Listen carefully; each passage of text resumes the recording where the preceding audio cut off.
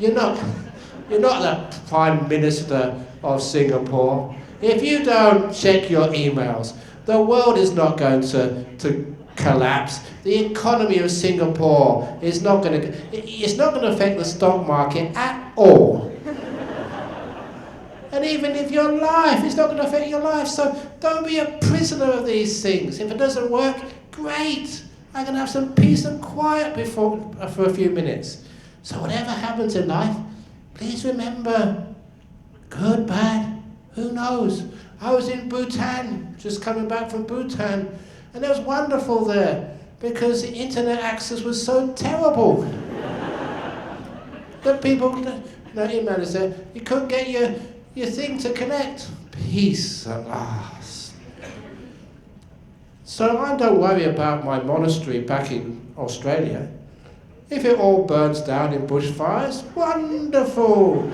I can be free at last. I don't have to worry about cleaning all this stuff. So I've had that attitude for a long time now. Instead of getting worried about things, instead of feeling down when things go wrong, always remember, good, bad, who knows? If it goes well, and then I can have a wonderful time enjoying success. If it goes bad, I can learn so much. For a long time now, I've tried to tell bad jokes. You know why I tell bad jokes, Angie? So I won't get invited anymore. But you like bad jokes. Every time I tell a bad joke, someone said, oh, that's terrible, that's awful. You know what? They go and tell it to somebody else afterwards. So whatever you do in your life, remember, if it works, fine, enjoy. If it doesn't work, that's even better. Good, bad, who knows? You learn and you grow from these things. Now what this actually, one of its byproduct effects is you're not afraid anymore. Now when I started giving public talks, people told me that giving a public talk is supposed to be the scariest thing you can do. More people are afraid of doing presentations, at work, or especially in the Buddhist fellowship here, in front of so many people, that a lot of people get very, very nervous.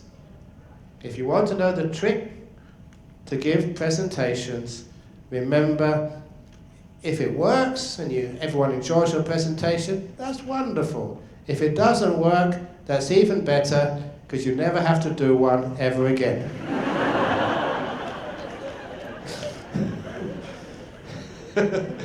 So you've got nothing to worry about. Good, bad, who knows?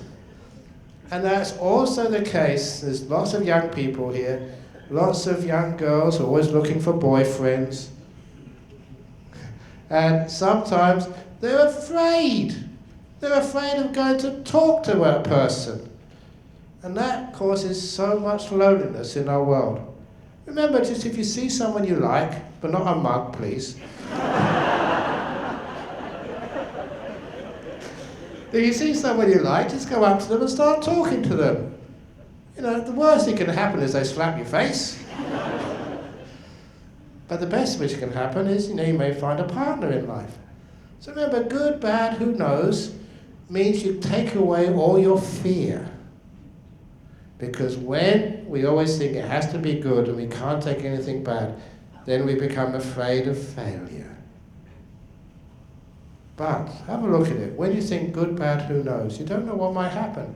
It gives you courage and confidence to go and do things that if you always have to have it good and you don't realize it could it could be good, it could be bad, you don't know until afterwards. It gives you the courage to be adventurous.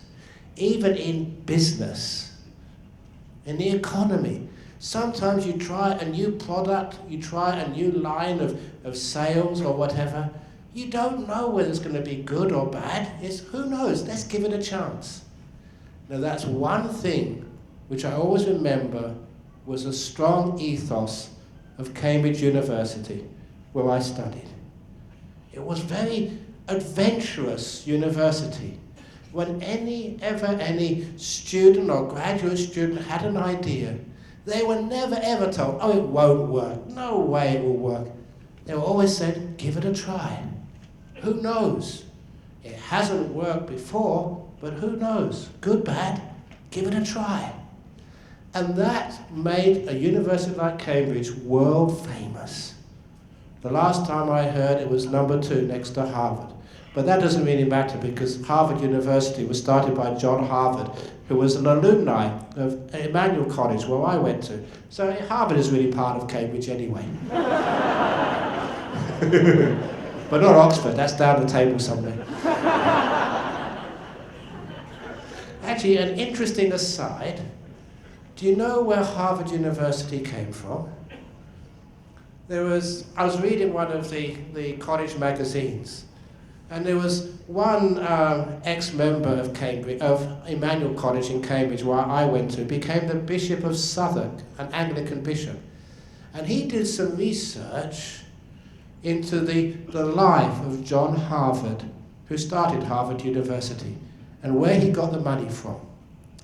Now, when John Harvard was a very young man, the London was divided in two. The north of London was basically governed by the diocese, this is the religious area of Westminster. The Bishop of Westminster controlled the north of London. And the south of London was controlled by the Bishop of Winchester, which was a long way away. Now this was a time of the Puritans, where basically anything enjoyable was a sin. That was basically what they were doing then. So the Bishop of Westminster made sure there was no alcohol, no gambling, and no sort of hanky-panky, you know what hanky-panky is? North of the river. But south of the river was under the control of the Bishop of Winchester, which is about 150, 200 miles away. So basically, south of the river, anything went. So Londoners would actually go over the bridges to have a good time on a Saturday night. And John Harvard's father, he owned pubs, gambling dens, and prostitutes. And so he made a killing, he made lots of money. But what happened was when they had the plagues coming through London, the whole, John Harvard was at Cambridge. His whole family got killed by the plagues, and he inherited all of the money. And he went over to United States and started Harvard University, which was built on the profits of liquor, illicit women, and gambling. That's a true story.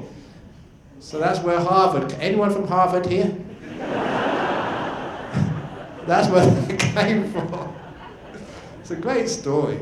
But anyway, back to good, bad, who knows. That in life sometimes, if we understand that story, it means we have no fear what might happen. We always give everything a try. Give it a go. That's my monastic life. No, I was 23, finished off one relationship. I think this is a wonderful time to enjoy or explore my spirituality. I didn't know what was going to happen. So I became a monk in Thailand. Basically, good, bad, who knows. I never heard the story, but I had the ethos, maybe from Cambridge. Explore, give it a try, see what happens. And of course, as soon as I became a monk, I loved it. And I realized that was my life. So some of you, don't be so scared. Take those chances, take those risks in business or in life. Take the risk of going to, as long as you're single, not if you're married, going and ask somebody out. Take the risk of starting maybe a new business. Who knows what might happen? And that adventurous risk, many of you will fail. But if you fail, good, bad, who knows? Because when you do fail, there was one business leader in Australia once told me, he called it forward failing. Don't just call it failing, forward failing, because it means you learn from the experience, you grow from the experience, which means actually that you actually progress in life. People are really afraid, who think always has to be good, you can't fail. Those are the ones who stagnate or even go backwards in life. Good, bad, who knows, gives you that confidence to go forward and try something new. And even those of you, who are practicing Buddhists, You don't know what it's like to say, keep precepts. Give it a try, see what happens. Give up taking alcohol. That happened to me when I was a student. I thought, oh my God, do I have to give up drinking beer? That means I won't get invited to any parties anymore. How can I go out with girls if you don't find any parties? But you know what happened when I gave up drinking alcohol as a student, 19 years of age I think I was, I got invited to more parties than ever. I did. You know why? Because they always wanted someone sober to drive them home. And that was me. So you give it a try and it actually works.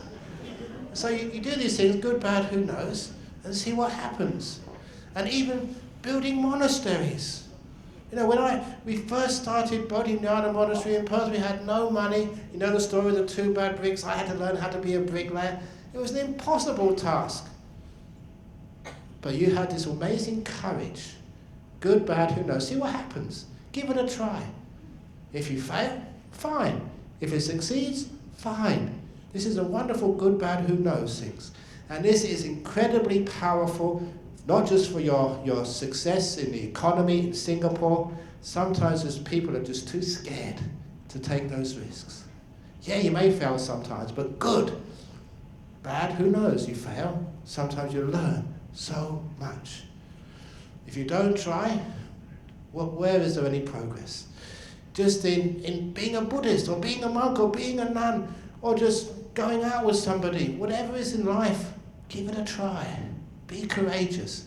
Because I think one thing which I've noticed in Singapore, innovation. You're very good imitating what other people do. But can you innovate and do it better? Can you do something which is totally out of left field? Something totally new? I've certainly done that as a Buddhist monk. As a Buddhist monk, I've done innovative bhikkhuni ordinations, telling jokes at funerals. I tell jokes at funeral services.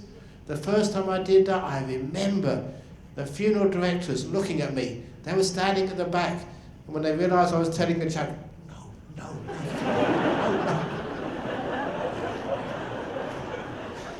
But I wasn't going to stop.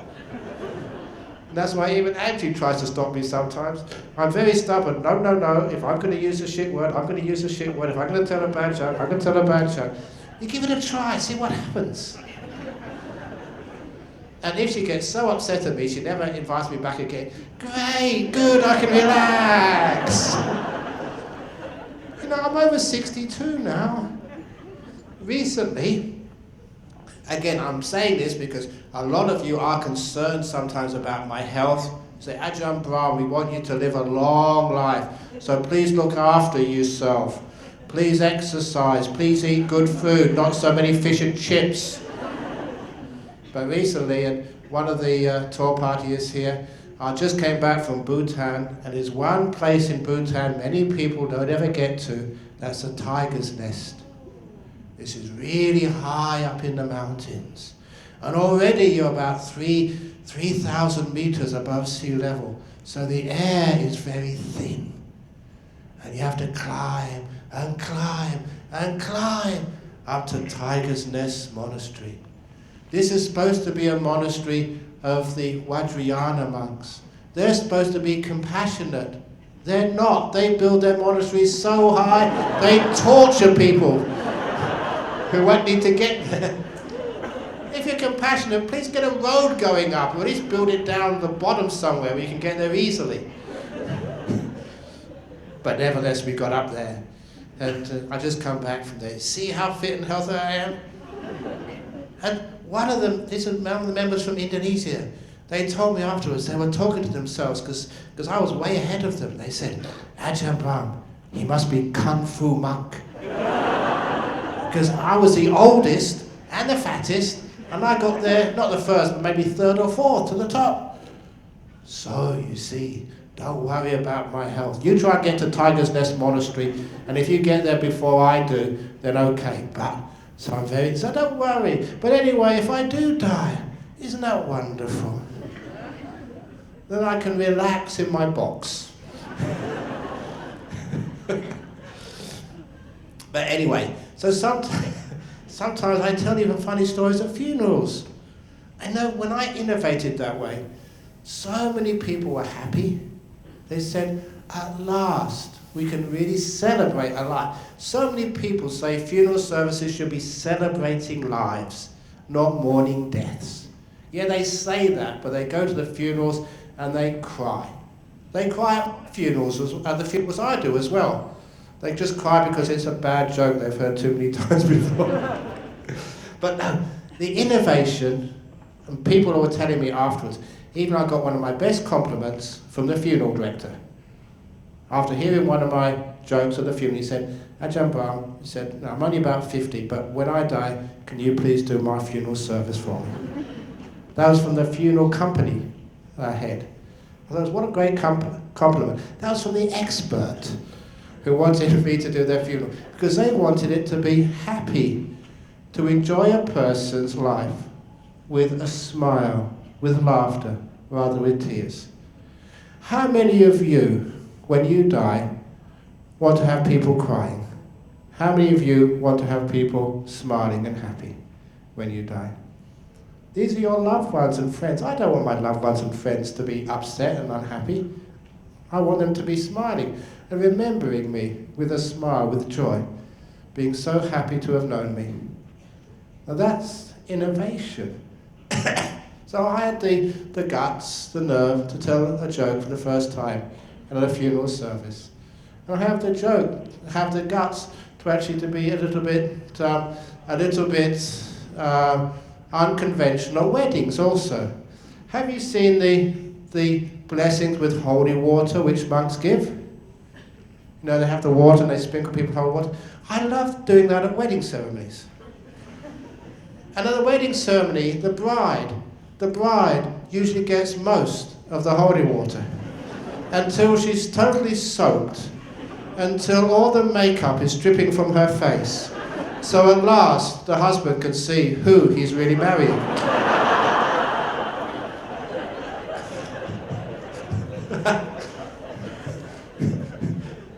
And you know, people love that.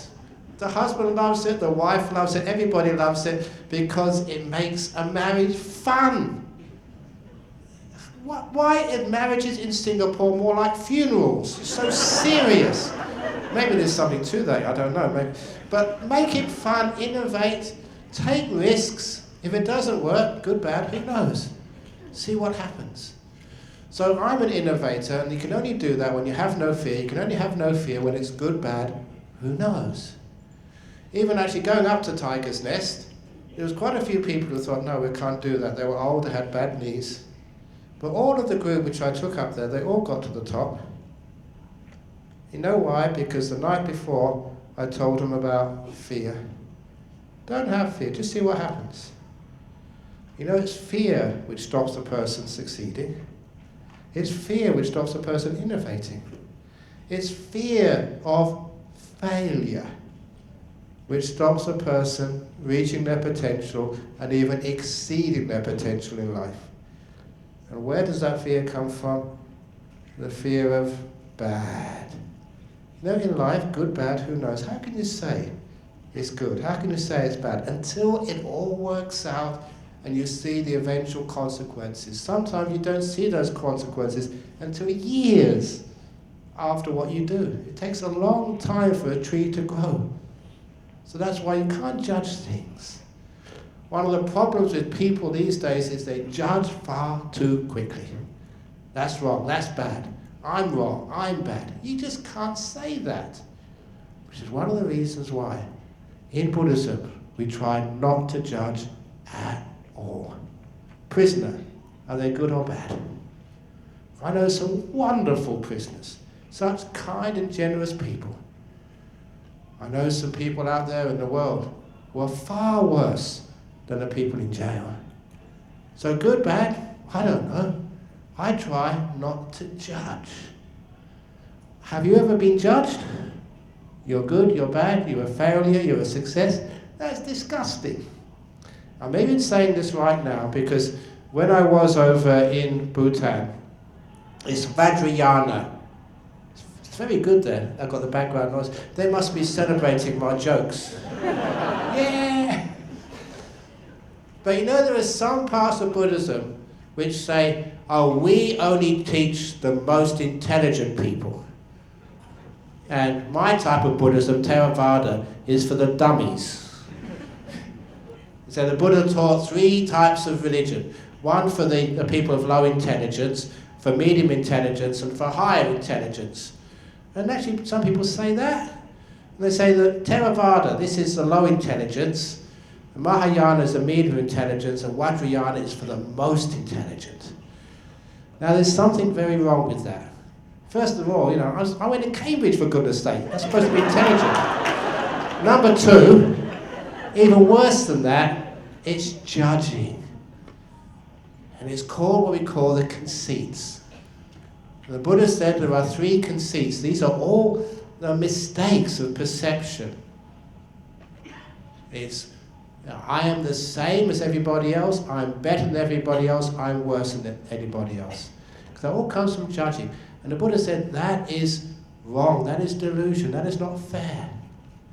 But it's because of fear, we always want to be better, or we don't want to be worse. Sometimes we want to be the same. That's all judging. If you understand good, bad, who knows, you don't judge at all. There is no best type of Buddhism. There's even no best religion. There's no best person. There is no best anything. All there is good, bad, I can't say. Who knows? Who is the best? To show you how conceit works. Now, I want you to put you don't have to put your hand up, but now consider, are you above average intelligence? Now, most of you in this room, probably 95% of you think you are above average intelligence. Only 50% are above average intelligence. But everybody thinks they are. That's pride. Do you understand what I mean?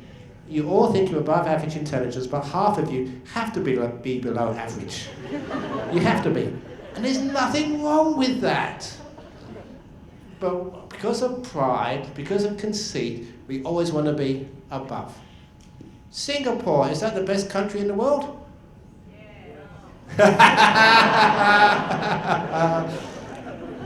You're not the best, you're not the worst, you're not the same. You're just Singapore, that's all. See, that's conceit. And because of that, that's why we get all this rivalry with Malaysia. Which is better, Malaysia or Singapore? No fight, no fight. No. No, it's good, bad, who knows?